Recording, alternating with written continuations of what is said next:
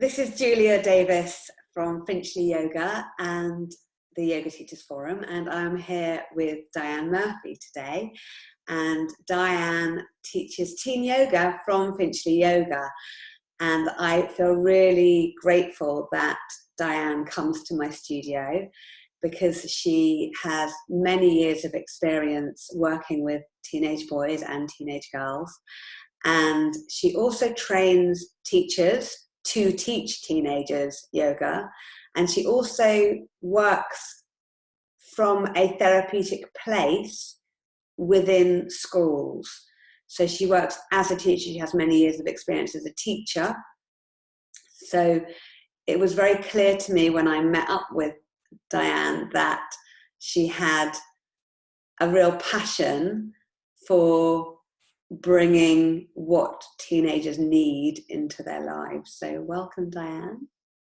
Thank you very much. You make me sound really good. You are really good. So what I'd like to know from you really is, what was your path into yoga for yourself? What was your path into yoga? My own path into yoga came about when I'd had an ectopic pregnancy and I lost a massive amount of weight. I think at one stage I was down at 6 stone 2, and they were kind of threatening to take me into hospital and put me on a protein drip if I lost any more weight. So I needed to do something. So I started doing yoga, and I was very fortunate that my local gym had a fantastic teacher, Sarah Litton, who was just incredible.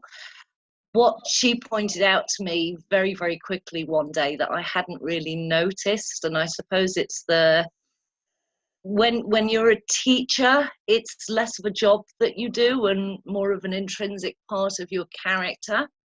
She stopped me at the end of the class and told me next time I was in just to look at what had happened with the mats. So I did as she asked, and I'd kind of noticed that everybody was coming in and there seemed to be this mad rush to put their mats close to mine.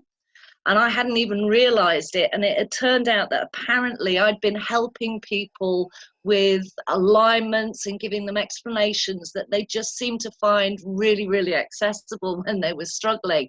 So it was through Sarah's encouragement. She said, look, you're already halfway to being a teacher, do the training. So I did. I didn't really do anything with it very much in terms of adults. I was always delivering yoga sessions for the staff.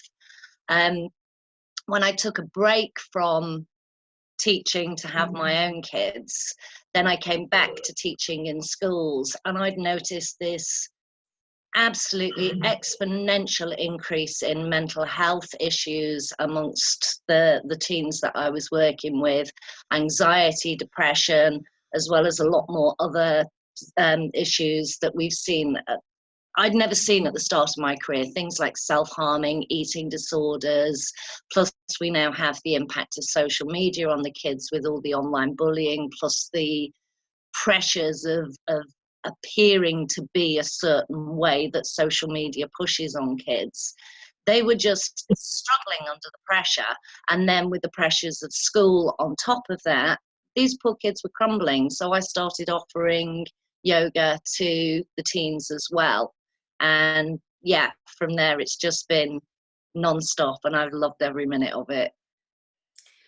What do you love most about sharing yoga with a demographic that can be quite a challenging demographic for, it can be really challenging to be a teen, it can be really challenging to be a teacher in school of teens, and it can be really challenging to be a parent of teens. So there's a big smile that comes across your face when you talk about spending time teaching them yoga. So what is it about that brings that smile to your face? Yeah, I mean, I've got all three there. I'm a parent of teens, I teach teens, and then I deliver the yoga to teens.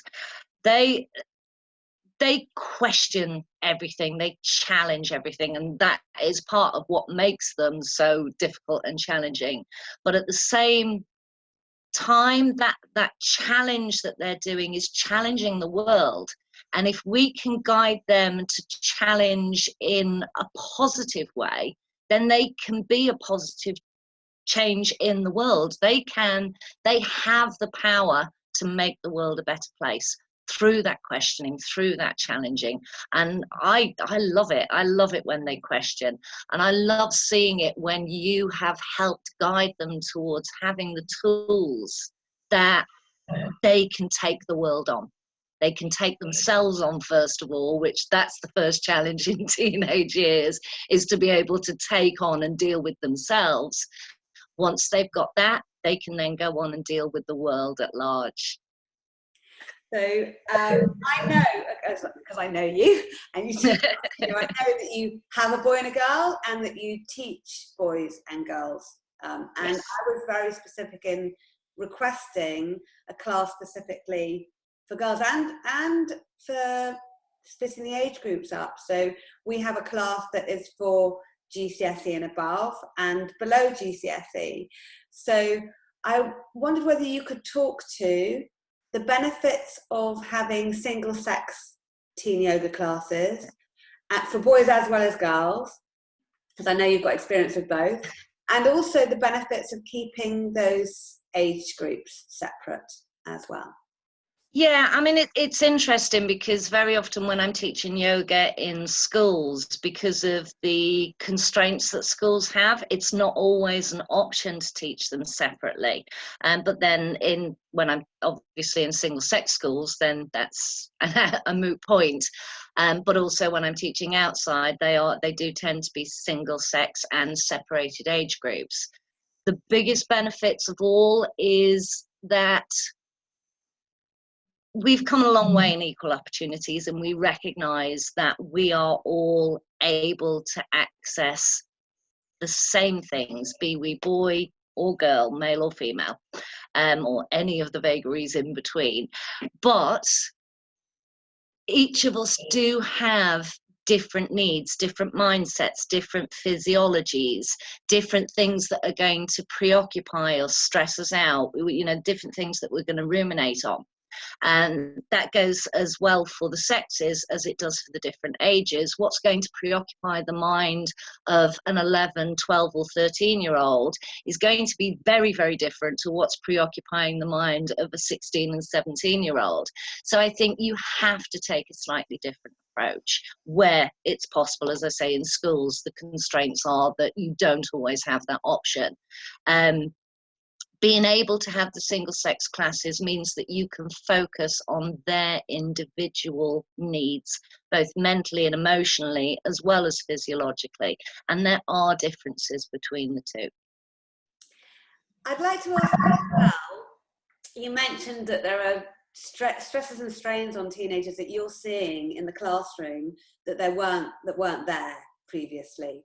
I'm not going to ask you the whys or wherefores of that. What I'm going to ask you is, in a yoga class, this is a big question, but how can yoga make a difference to that? We live in an age that is moving at breakneck speed, and these kids are moving at breakneck speed. By giving them the opportunity to slow down, to be quiet within themselves, to actually recognize themselves. And I'm not talking about the reflection in the mirror. I'm talking about that quiet time that we find in yoga where we're actually connecting back. Oh, this is how I feel right now. That's why I've been acting that way. If you're constantly zooming around at 1,000,000 miles an hour, you only have time to react to everything. Through yoga, giving them that quiet space, they're given the opportunity to respond instead, and respond thoughtfully rather than react emotionally to everything. You then have Yoga Nidra at the end. Obviously, Yoga Nidra is a perfect opportunity.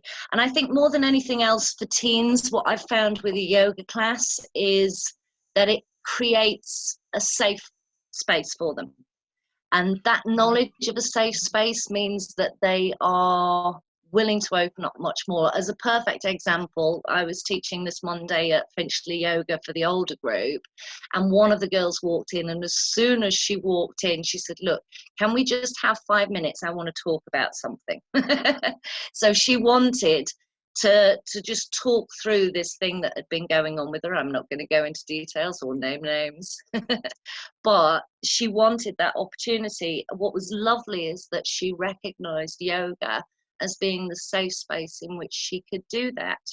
And then she quietly, you know, I sort of suggested that as we were moving through some of the poses, she took the opportunity to actually think things through while she was moving through them.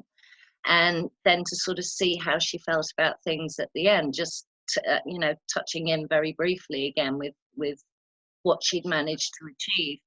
And yeah, touching back in at the end of the session, she said she'd managed to sort a lot of things out in her head that otherwise she wouldn't have done.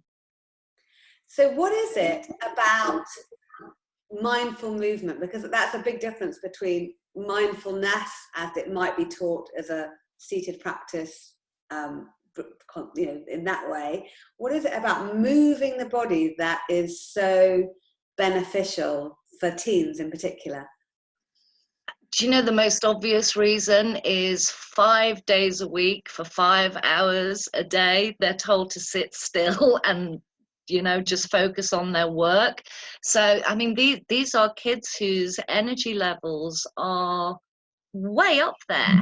Sitting still for that longer duration, it's got to be incredibly stifling for them. So firstly, just let them move, and yoga's going to give them the opportunity to do that. I think connecting with their bodies and realizing the holistic connection of mind, body and spirit, we realize as we get older that that tension in our neck and shoulders is from stress or anger that we've been carrying. That knot in our stomach that we've had is from fear that we've been holding on to. Teenagers don't always recognize the association between our emotional and mental states and our physical states. So through mindful movement, they start to see that holistic connection and recognize how they're feeling. Yeah, I'm totally with you there. And some adults never even make that connection. I was one of them. Yeah, so absolutely. So we can start young, absolutely, totally. I'm going to maybe be putting you on the spot here, so you don't have to answer. You can say no. Right. But what I'd like to ask you is, let's say you had just 5 minutes with a teenager who was in a space where they were willing to be open to yogi idea, you know, yogini ideas or yogi ideas. What would you do with them with that 5 minutes? Can I move them? Yeah, yeah, like yeah. Probably with 5 minutes. I'm a big fan of flowing sequences with teenagers, particularly at the start of things.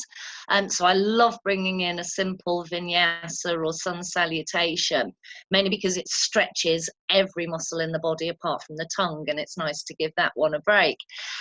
So that would be one that I would do. If we were a bit more limited on space, then I'd probably do things like Baddha Konasana or the lying supine twist, things that would help them to sleep, because that's one of the big issues that I know a lot of teenagers have. So kind of self-soothing poses that will help address things like reducing stress levels, calming them down, helping them to sleep at night. Yeah, and let's say that there was a school. We're going to imagine that there's a school, and at this imaginary school, for 5 minutes before every exam, because they're actually, at my children's school, they've got mindfulness that they're offering to children before exams.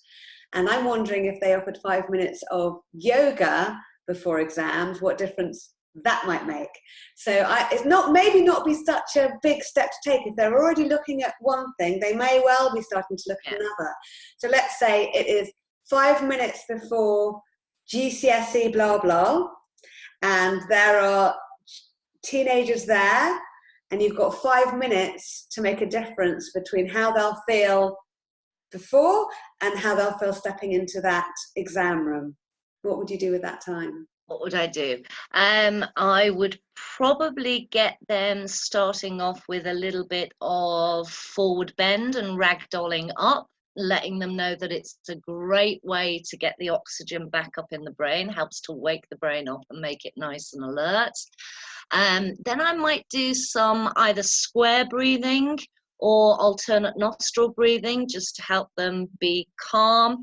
And probably whilst doing that, I would give them a little meditation on mental positivity, the fact that they've done the work, it's all in their brain. All they need to do is to clear their mind in order to bring all that information that they've been revising on so hard back up. And I might even, if I can do it before the exam in the room, a couple of little chair twists. They're going to be sitting there for a while, so it's nice to do it now before they get accused of cheating by turning around and looking at somebody's answers. So yeah, a couple of little nice twists, again, just to get that spine going, shoulder and neck rolls. Just basically things that are going to help them to feel relaxed and positive before they go into that room. Great. Thank you so much, Dianne. What I was looking for from you was to really find out where your passion lies behind teaching teens, how clear it is that there are very easily accessible benefits to teens from practicing yoga. And just as we come towards a little bit of a close of this conversation, I'd like to know where we can find you. And I know that you also teach teachers from time to time. So do let us know where your teen classes are, where we can find you. And maybe if there are any other things that you are doing at the moment or in future that support people in different ways, then do let us know now. Okay, most of the places I teach are in schools, or they're in, I teach at an outreach centre, so unless you're already part of that. But I am available, obviously I'm available through Finchley Yoga, definitely come along to those teen classes. I'm available for one-to-one tuitions, just contact me directly, and again, Julia will have the contact details there. I have a Facebook page, Mind Yoga, where people can contact me, and I'll also update articles and things like that. And I'm hoping, if I ever get around to doing it, to launch a website fairly soon, but that's a watch this space. Yeah. Well, thank you so much for your time, and I'll look forward to seeing you for yoga on Monday. On Monday, I will see you then. Have a beautiful week. Bless Thank you. Bye.